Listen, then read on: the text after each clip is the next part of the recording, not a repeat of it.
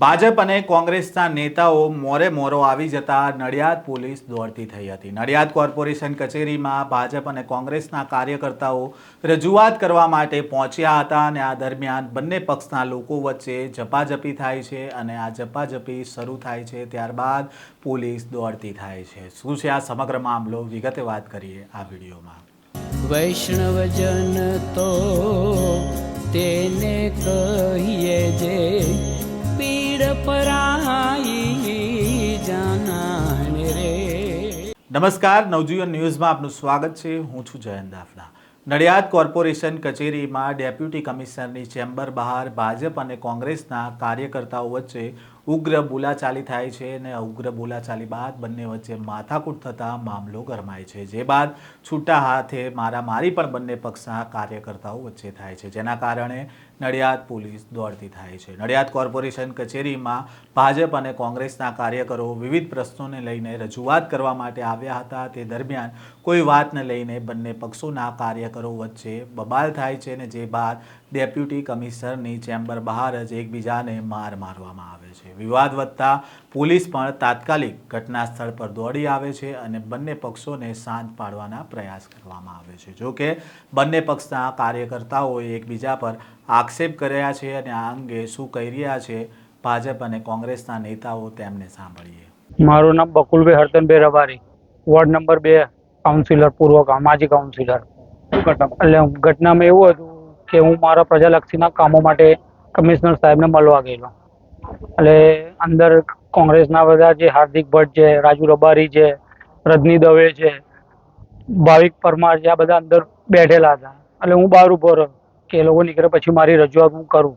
તો અમે બહાર નીકળ્યા, ત્યાં પછી આ કાના આપણે રવિભાઈ, જીગરભાઈ અને કાનાભાઈ અને અજયભાઈ અમે બધા ભેગા થયેલા। અમે એ લોકોની વેઇટ એન્ડ વોચ કરતા હતા। બહાર નીકળ્યા પછી અમે અંદર અમારી રજૂઆત હતી પ્રજાલક્ષી એ અમે કહેવા જતા હતા। એટલે અમે બહાર, એ લોકો જેવા બહાર નીકળ્યા એટલે એ લોકો અમને પહેલા બોલ્યા કે લુખાઓ આવી ગયા છે, લુખાઓ આવી ગયા। એટલે અમે લોકોને એવું કીધું કે અમે તો કઈ વાત જ સાહેબને અમે કીધું, સાહેબ અમે તમારી રજૂઆત કરવા આવ્યા છે, આ અમને ગમે તેમ બોલે છે। એટલે એ લોકોએ અમારા પર ડાયરેક્ટ હુમલો કરી દીધો। જે કાચના ગ્લાસ અને જે સ્ટીલ હતી એ મારી, મને કાચનો ગ્લાસ અહીં માર્યો છે। એટલે એ તો કોન્સ્ટેબલે પકડી લીધો ગ્લાસ અને એ ગ્લાસ મારા અંદર પેટ ચીરી નાખત મારું।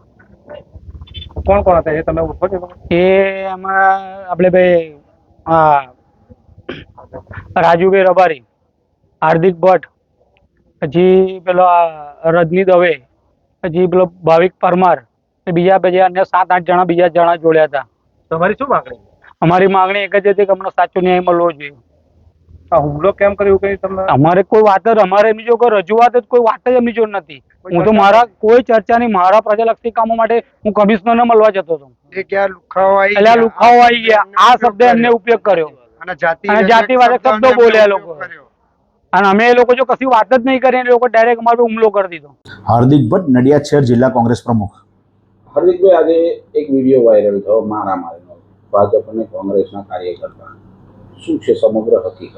નડિયાદ નગરપાલિકામાં અને હાલની મહાનગરપાલિકામાં જે પ્રોવિડન્ટ ફંડ કર્મચારીઓના કપાયા નથી એની રજૂઆત અમે 28 ઓગસ્ટે કરી હતી અને એના ઉપર શું કાર્યવાહી કરવામાં આવી છે એના અનુસંધાનમાં અને આજે એક લેટર આપવા અમે કમિશનર, ડેપ્યુટી કમિશનર સાહેબની પાસે ગયા હતા।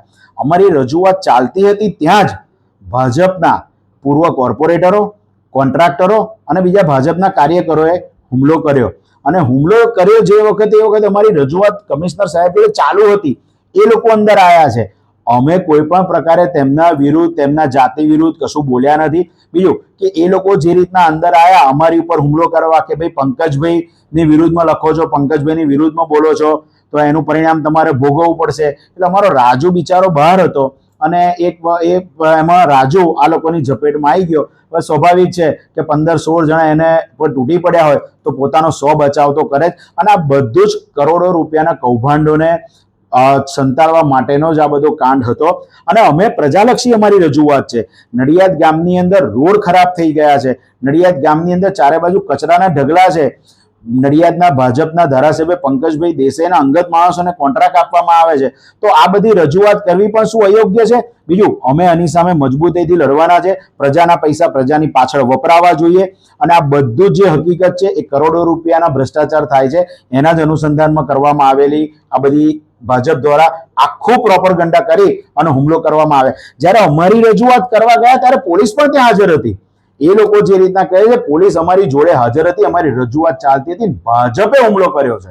અમે લોકો ક્યાંય હુમલો કરવા ગયા નથી. એવું પણ કહેવામાં આવે છે કે કોંગ્રેસના કાર્યકર્તાઓ દ્વારા ભાજપના કાર્યકર્તાઓને ઉશ્કેરવામાં આવ્યા. એમની પાસે એક પણ પ્રકાર એવો વિડીયો હોય તો એ મીડિયા સમક્ષ રજૂ કરી શકે છે. બીજું કે અત્યારે ફરિયાદી જાતે ફરિયાદ લખાવા જાય કે અમે લખાવા જાય, આ બધું નડિયાદના ડેપ્યુટી કમિશનરના સામે જ આ બધું બન્યું છે. ખરેખર ફરિયાદી તેમણે થવું જોઈએ. અમારી રજૂઆત હતી, અમારી રજૂઆત ચાલુ હતી, જેના વિડીયો અમે પ્રેસ મીડિયામાં પણ મૂક્યા છે અને અમારા સોશિયલ મીડિયામાં પણ મૂક્યા છે. એટલે એ લોકો કોંગ્રેસ એમનો વિરોધ ના કરે અને પંકજભાઈને કોઈ જગ્યાએ નામ ના બોલાય એના જ માટેનું આ બધું કરવામાં આવેલું હતું. પંકજભાઈ, કોંગ્રેસના શહેર પ્રમુખ દ્વારા આક્ષેપ કરવામાં આવ્યો છે કે મહાનગરપાલિકામાં જે કામ ચાલે છે, જે કામ થયા છે, એમાં ખૂબ મોટો ભ્રષ્ટાચાર છે અને એ જે કોન્ટ્રાક્ટરો દ્વારા કરવામાં આવ્યું છે એ તમામ કોન્ટ્રાક્ટરો પંકજભાઈના માણસો છે. પહેલી વાત એ છે કે મહાનગરપાલિકાની અંદર કોઈ પણ કોન્ટ્રાક્ટર કામ કરવા આવે તો પહેલાં તો જે કામ હોય એનું ઓનલાઈન ટેન્ડર બહાર પાડવામાં આવે અને ઓનલાઈન ટેન્ડરની અંદર કોઈને ખબર હોતી નથી કે કયો કોન્ટ્રાક્ટર ભરે અને કયા કોન્ટ્રાક્ટરને ટેન્ડર લાગે. આ પહેલી વાત છે. બીજું કે તમે એની પાસે પહેલી માહિતી એવી લો કે કયો કોન્ટ્રાક્ટર મારો છે તો મને ખબર પડે. આ તો તમે એને જે આક્ષેપ કર્યો એ વાહિયાત આક્ષેપ કર્યો એના મારે જવાબ આપવાના એવું થયું. પણ બીજું, આ કોર્પોરેશનની અંદર મેં ક્યારેય કોઈ ટેન્ડર જોયું નથી, કોઈ કર્મચારીને હું મળ્યો નથી અને બીજું કે આ જે પ્રક્રિયા થતી હોય આમાં અમને કોઈને જાણ થતી હોતી નથી. બીજું કે અત્યારે કોર્પોરેશન દ્વારા કયા ટેન્ડરના કામ કરવામાં આવ્યા, હજુ તો શરૂઆત છે, હજુ તો ટેન્ડરો બહાર પડે છે અને ટેન્ડરો બહાર પડ્યા પછી કામ થશે અને ટેન્ડર હજુ તો મને લાગે 2-3 દિવસ પહેલા કંઈક ખુલ્યા હશે, હજુ એ મને પૂરી ખબર નથી. તો આ માહિતી એ કેવી રીતના લાવ્યો, બીજું એનું લાયસન્સ કોની જોડે છે, એ કયા કર્મચારી જોડે એટેચ છે અને કયા કર્મચારી જોડે માહિતી લે છે એ પણ જાણવું અગત્યનું છે. અને ત્રીજી વસ્તુ કે હું તો કોર્પોરેશનમાં જઈને કશું જોતો જ નથી, પણ મારી જોડે એવી માહિતી છે કે વારે ઘડીએ અંદર જાય છે અને એ જોતો હોય છે તો એને કયા કારણસર આ જોવું પડે છે એ મને નથી સમજાતું. ત્રીજું, ક્વોલિટીનો પ્રશ્ન હોય તો મારી તમે પાછલી કોઈ પણ બાઇક કાઢી શકો છો અને આ બાઇકની અંદર મેં સ્પષ્ટ કહ્યું હશે, હું ખાતમુહૂર્તમાં ગયો હોઈશ ત્યારે મેં સ્પષ્ટપણે કહ્યું હશે કે કોન્ટ્રાક્ટરે ચોરી ચાલશે નહીં અને પૂરેપૂરું કામ કરવું પડશે, આ મેં કહ્યું જ હશે. બીજું, મારી પાસે ના તો કોઈ કોન્ટ્રાક્ટરના નંબરો છે કે ના તો કોઈ કોન્ટ્રાક્ટર મને સીધો મળે છે કે સીધું મારી જોડે કોઈ સંપર્કમાં હોય. આવું એક પણ કોન્ટ્રાક્ટર નથી અને જે પણ કામ ચાલતા હોય, જેના પણ જે કામ ચાલતા હોય એને મારી પાસે આવવું પડતું હોતું નથી કે એના કોઈ દિવસ એ પેમેન્ટ માટે પણ મેં કોઈને ભલામણ કરી નથી સરકારી કર્મચારીઓને.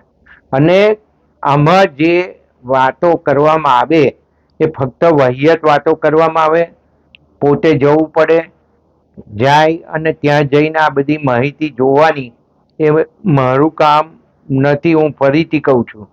એટલે બીજી વાત એ કહું કે આજે જ્યારે વરસાદ બંધ થયો છે ત્યારે કાયમ મારી નીતિ જ રહી છે કે કોઈ પણ પબ્લિકનું કામ હોય એને પ્રાયોરિટી આપવાની.